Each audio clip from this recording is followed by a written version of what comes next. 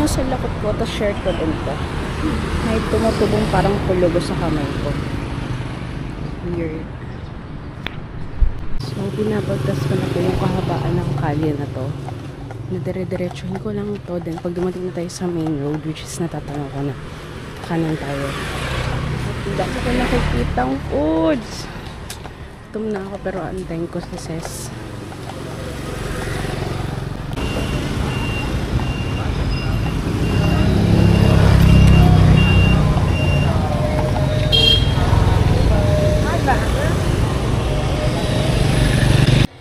Bored na po ako, kaya tatayin na lang po muna ako. Share ko lang, bumili ako ng banh-mi na 20,000 lang at sarap na siya.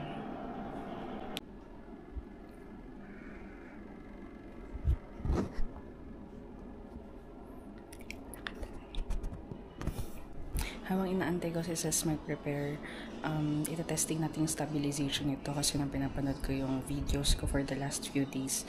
Parang hindi siya ganun ka-stabilize kumpara sa recordings ko on the prior settings of my life.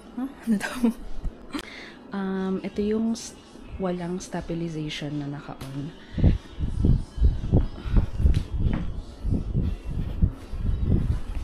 Ito yung may rock steady na stabilization.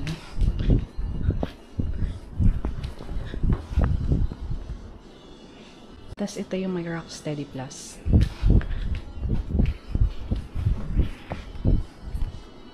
For conclude, gumagana yung stabilization niya. Talagang maalog lang ako this last few days.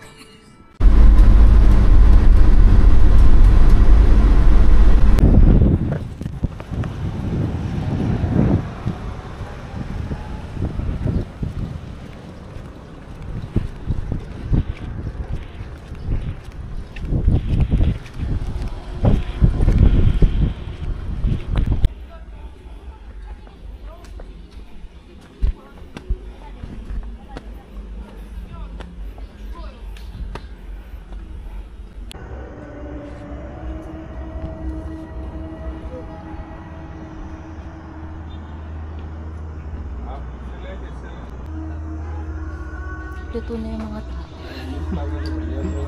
Extra kita. Yan po.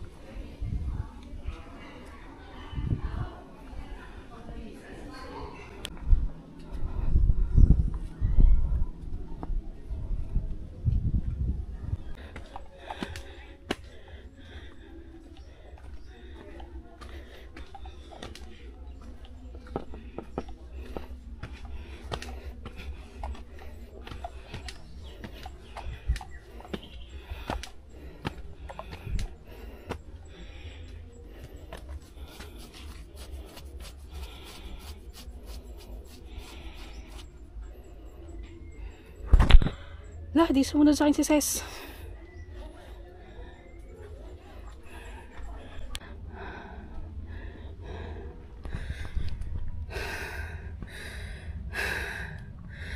Taiwan all over again.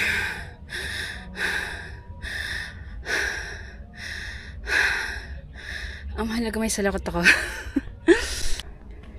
So wala pa rin si Ses. Nasa crossroads of destiny ako. Para silang parang tuktok naman So unahin kayo sa kaliwa ko. So I think pwede kang magdikit doon ng identity mo. Pero wala akong madidikit kasi hindi ko rin kilala yung sarili ko. Charot.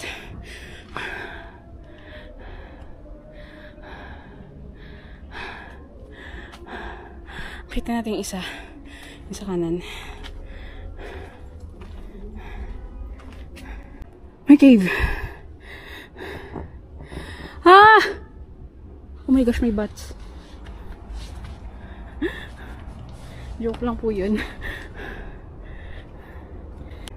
Girl, konting kembot na lang may tao sa taas.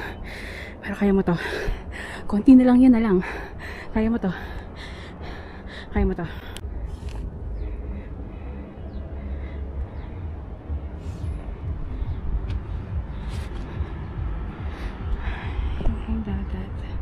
May cactus. Mga cactus. Let's look at the other girl. I did it. Ayun si Sis.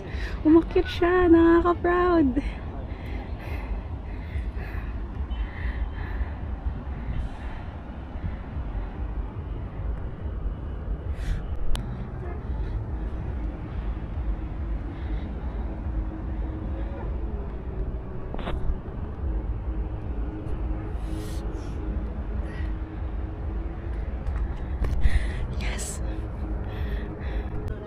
From all these stones, ayun na si Ses. Hindi na ako magtataka bakit Marble Mountain tawag nila dito.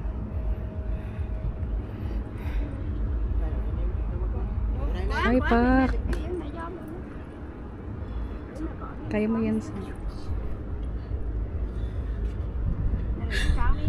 Another pagoda / viewpoint. Then, nakita ko na yung arrow pa elevators. Papunta na ako doon. Kailangan ko na ng sugar. Nag-start na ako manghina. Tapos yung likod ng leg ko, nararamdaman kong makati na ayokong tignan kasi pag nakita kong namamantal yun, manghihina ako. So, tuloy-tuloy ang laban. Kaya natin to.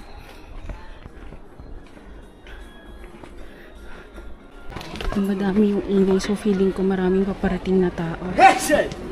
God.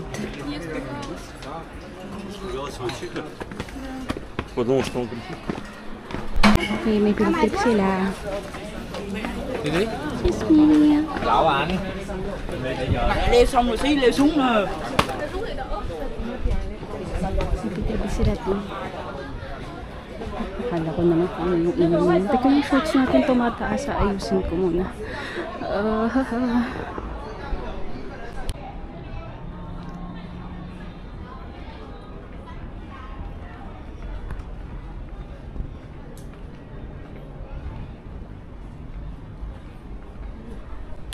my gosh, nakita ako din sa wakas. So happy. Ganda po ng view dito sa elevator. Parang dapat nag-elevate na lang kami. Tapos umakyat. Tapos bumaba. Charot. Ang ganda.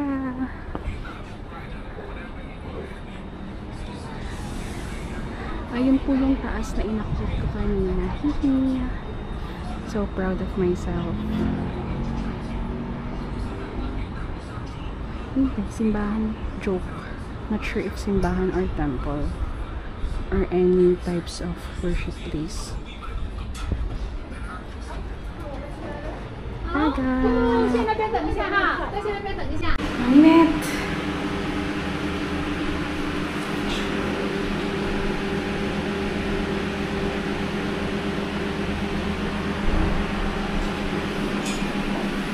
Mainit siya ta.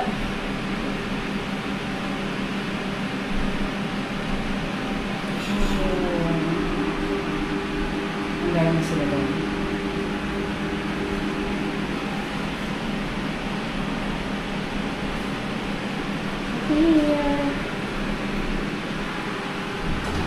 Mahaba yung entrance dito. Pero feeling ko kung si Ses Mas okay sa kanya dito para di siya napagod.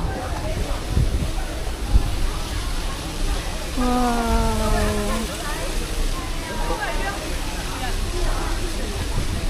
May sanang food dun, no? Update dun sa entrance ng buses, eh. So, kung ditong side kami sasakay ng bus worth 20,000 daw according kay Google Maps. Pero pag dun ulit sa sinakyan namin pumunta dito, tapos vice versa lang, 8,000 pa din. So, syempre, doon tayo sa 8,000. Tapos 2 pa lang naman eh. Na-expect ko 3 kami matatapos. So, ibig sabihin maaga-aga pa to. Area na to, itong kahabaan na to, pati doon sa may side ng major road, para siyang layer ni Medusa kasi puro sculptures. Na po si Ses. Ito lang kami sa dagat. Uy, may mga bahay ng ibon patulad sa Gameta. Sa daanan ko. Pero sabi nila meron daw eh. Sa City Hall. Eh di ba saan ka naligo? Sa City Hall. Si Cor ba yung may friend ka? Na... Oo, na iniwasan ko. Oo. Hindi ko siya friend. Kasi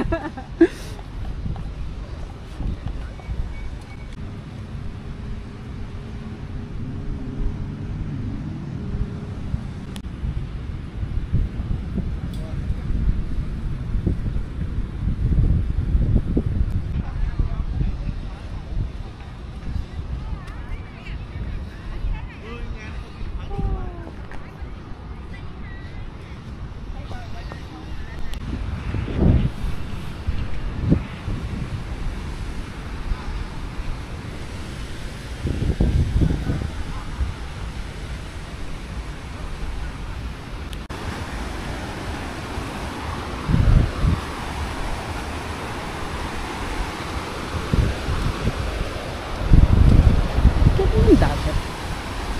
Napit tayo sa tubig.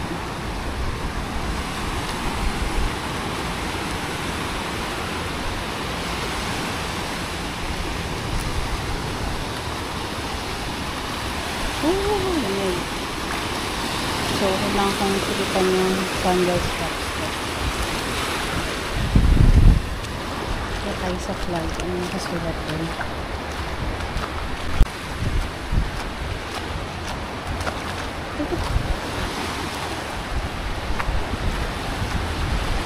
Swimming daw pero ang daming naliligo.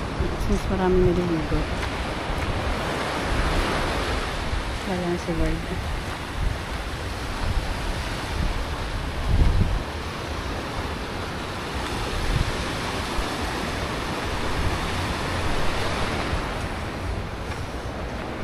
I think yung may part lang na yung may tali, dun lang pwede maligo.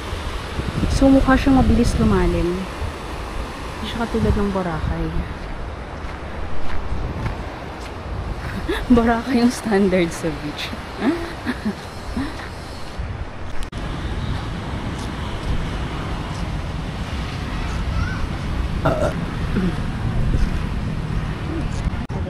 Pwede.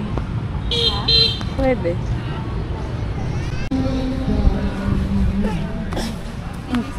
Bless you.